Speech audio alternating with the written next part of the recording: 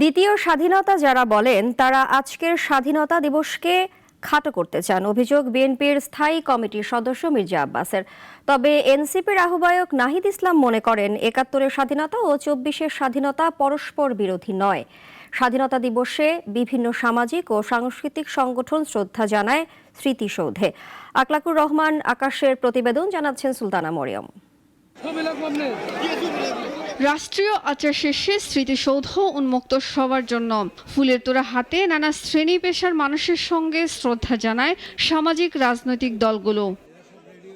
বাংলাদেশে দ্বিতীয় স্বাধীনতা বলে কিছু নেই মন্তব্য করে মির্জা আব্বাস বলেন, দ্বিতীয় স্বাধীনতা যারা বলেন তারা আজকের স্বাধীনতা দিবসকে খাটো করতে চান। ৭১-এর স্বাধীনতায় তাদের কোনো ভূমিকা ছিল না। আজকের স্বাধীনতা দিবস প্রমাণ করবে যে দ্বিতীয় স্বাধীনতা বলে বাংলাদেশে কিছু নাই।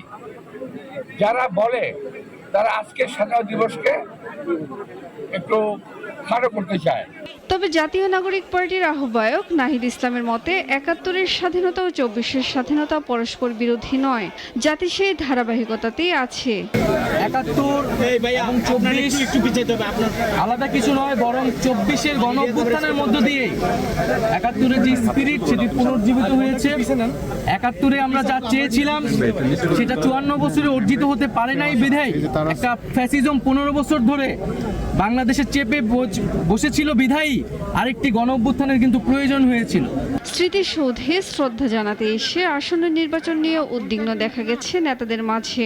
গণসংহতি আন্দোলনের প্রধান সমন্বয়কারী জুনায়েদ সাকি বলেছেন, নির্বাচিত জনপ্রতিনিধি ছাড়া সংবিধান পরিবর্তন করা আসলে কঠিন।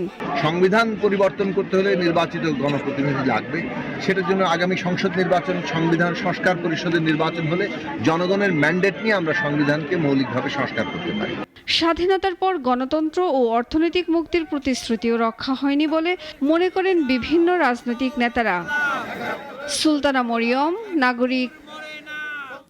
ওয়ালটন আবারও মিলিনিয়ার অফারে ওয়ালটন ফ্রিজ কিনে আপনিও হয়ে যেতে পারেন মিলিয়নিয়ার।